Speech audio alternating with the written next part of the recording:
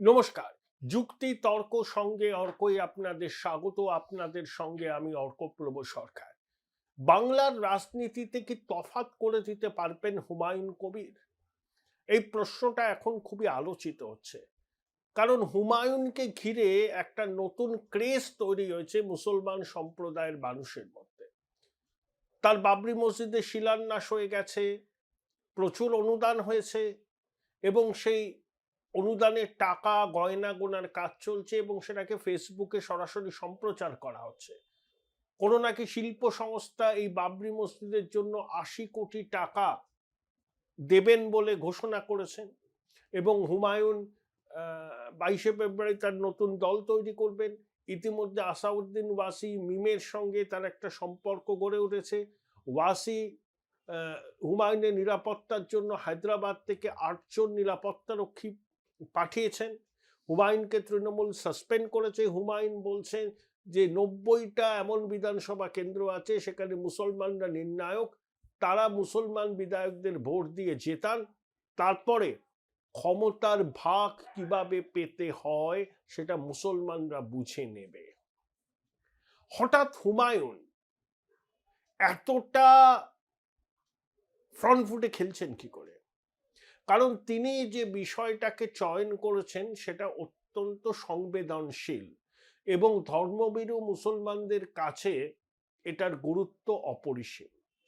৬ই ডিসেম্বর ১৯৯২ বাবরি মসজিদের পতন ভারতবর্ষের মুসলমান সমাজের কাছে একটা বড় আঘাত। তাদের মনে একটা গভীর ক্ষত তৈরি হয়েছে। মুর্শিদাবাদের বেলডাঙ্গায় হুমায়ুনের প্রস্তাবিত বাবরি মসজিদ মুসলমান সমাজ ভাবছে যে তাদের ক্ষতে হয়তো কিছুটা মলম পড়বে। আমার ধারণা হুমায়ুন তফাৎ করে দেবেন।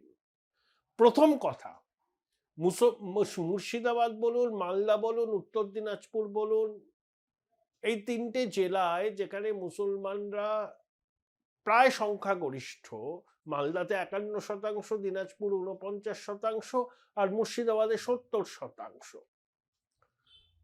সেখানে মুসলমান ভোট যদি হুমায়ুনের দল মিমের সহযোগিতায় বা মিমের সঙ্গে অ্যালায়েন্স করে, সঙ্গে যদি বাম কংগ্রেস আইএসএফও আসে, তৃণমূলের ভরাডুবি অনিবার্য।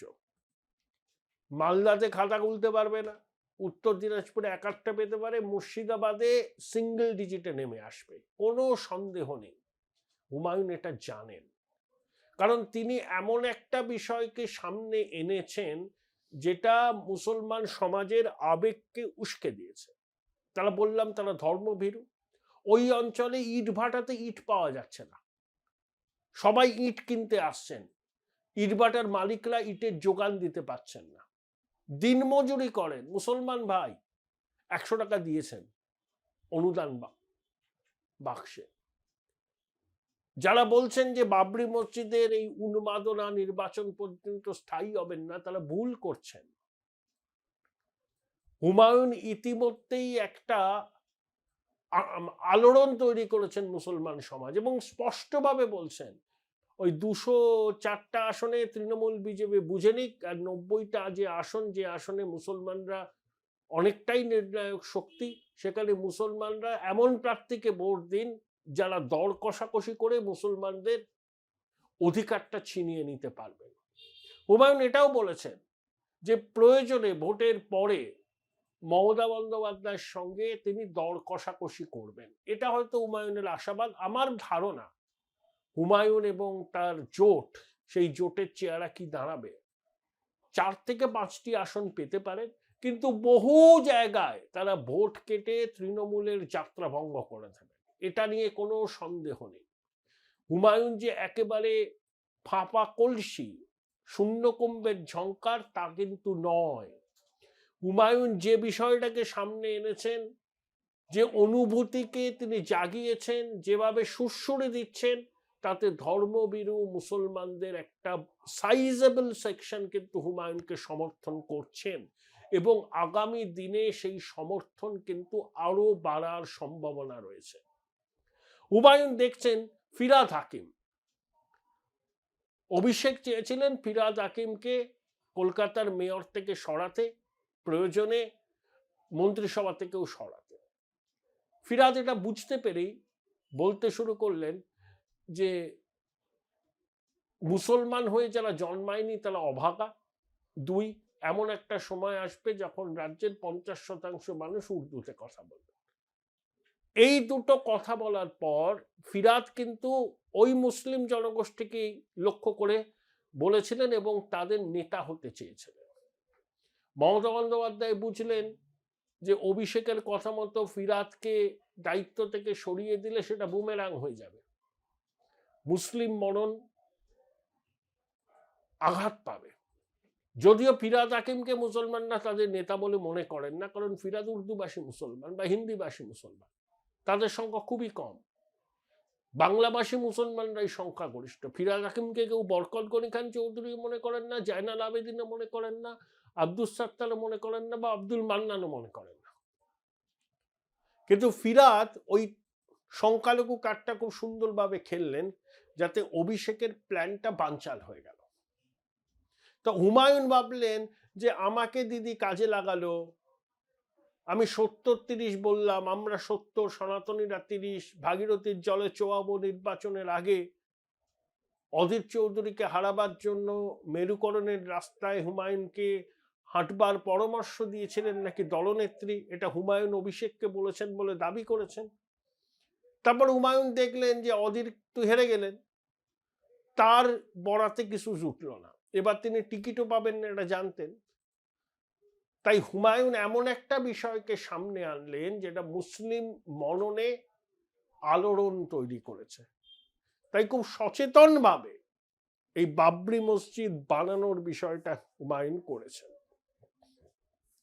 মমতা বন্দ্যোপাধ্যায়ের বিরোধিতা প্রকাশ্যে করতে পারবেন না, সমর্থন করলে পরে হিন্দু ভোটের যে সামান্য অংশ এবার তিনি পাবেন সেটাও যাবে। তাই ওনার অবস্থা হয়েছে শাঁখের করাতের মতো। হুমায়ুনকে তিনি সাসপেন্ড করেছেন, গদ্দার বলেছেন, ওসব তো তিনি বলেনি।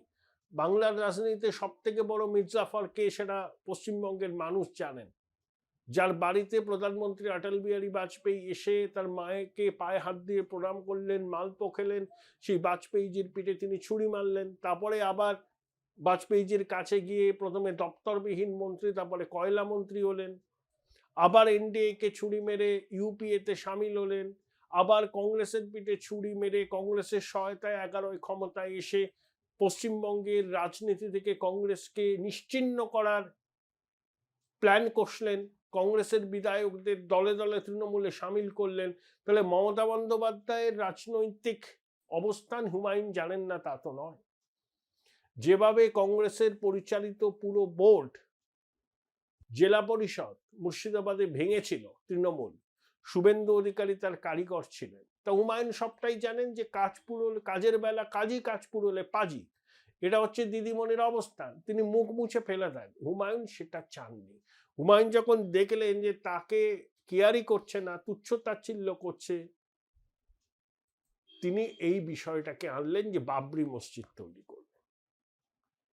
এখন হুমায়ুন হচ্ছে দিদিমণির কাছে বড় চ্যালেঞ্জ, অন্তত মুসলমান ভোটারদের কাছে হুমায়ুনের যে জনপ্রিয়তা বাড়ছে দিদিমণির কাছে চিন্তার কারণ। যেভাবে তাকে ঘিরে সেলফি তুলছে, যেভাবে মানুষ সাহায্য করছেন, গরিব মানুষ দিনমজুর 10 টাকা দিয়ে গেছেন বাবরি মসজিদের জন্য, এর দরুন যদি কিছুটা প্রভাবও ভোটের বাক্সে পড়ে, দিদিমণির বিপর্যয় অবশ্যম্ভাবী মুসলিম বেল্টে। যে মুসলমানদের 100টার মধ্যে 91টা ভোট তিনি 2021-এর বিধানসভায় নির্বাচনে পেয়েছিলেন, বাম কংগ্রেসকে খাতা খুলতে দেয়নি। সেই 91টা ভোট যদি কমে 100টার মধ্যে 50টা ভোট হয়, দিদিমণির ভরাডুবি অবশ্যম্ভাবী। হুমায়ুন এটাই চাইছেন যে আমাকে গুরুত্ব দাওনি, আমাকে ইউজ করেছো, ছুঁড়ে ফেলে দিয়েছো, এবার আমিও বুঝিয়ে দেব যে কত ধানে কত চাল, তারপরে আমি দিদিমণির সঙ্গে দর কষাকষি করব। হুমায়ুনের ন্যারেটিভ খুব ক্লিয়ার, কোনো রাগঢাক নেই। বাকি আসন তৃণমূল বিজেপি বুঝে নিক। আর যে আসনে সংখ্যালঘুরা নির্ণায়ক, সংখ্যালঘুরা তাদের স্বার্থে এমন প্রার্থীদের জেতান যারা অধিকার বুঝে নেবে, অধিকার প্রয়োজনে ছিনিয়ে নেবে। দিদিমণি কিন্তু সিঁদুরে মেঘ দেখছেন। এবারের নির্বাচনে তফাৎ গড়ে দিতে পারেন হুমায়ুন কবির। কারণ দিদিমণির কথা কাজে তো কোনো মিল নেই। ওয়াকফ আইন মানব না বলে লম্পজম্প করলেন, তারপরে পিবি সেলিমকে দিয়ে নির্দেশিকা পাঠালেন নির্দিষ্ট তারিখের মধ্যে ওয়াকফ প্রপার্টিকে ummid.gov.in পোর্টালে আপলোড করতে হবে। এখন বলছেন আমরা মানিনি, আমরা আদালতে গেছিলাম। সবই তিনি মানেন। উনি মুখে যা বলেন কাজে তার ঠিক উল্টোটা করেন। এই যে হুগলিতে মুসলিম ধর্মাবলম্বীদের বিশাল সমাবেশ হবে, সেদিকেও মমতা সর্বরকমভাবে সহায়তা করবেন সেই সমাবেশ যাতে সফল হয়। তার ভোট ব্যাংকের অঙ্ক লুকিয়ে আছে। সেই জন্য নবান্নে ফিরাজ হাকিম, অরূপ বিশ্বাস, মুখ্য সচিবকে নিয়ে বৈঠক করেছেন। এটা মুসলমানদের ধর্মীয় অনুষ্ঠান। মমতা বন্দ্যোপাধ্যায় সম্পূর্ণ সহযোগিতা করছি, থাকা খাওয়ার ব্যবস্থা করছি বার্তা দিয়ে আবার মুসলিম ভোটটাকে টানবার চেষ্টা করবে।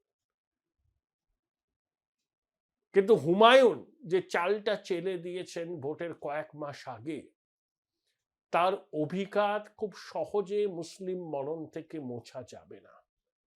তফাৎটা হয়তো এবার হুমায়ুনই করে দেবে। Join Indian Institute of Hotel Management now. Right choice, right decision.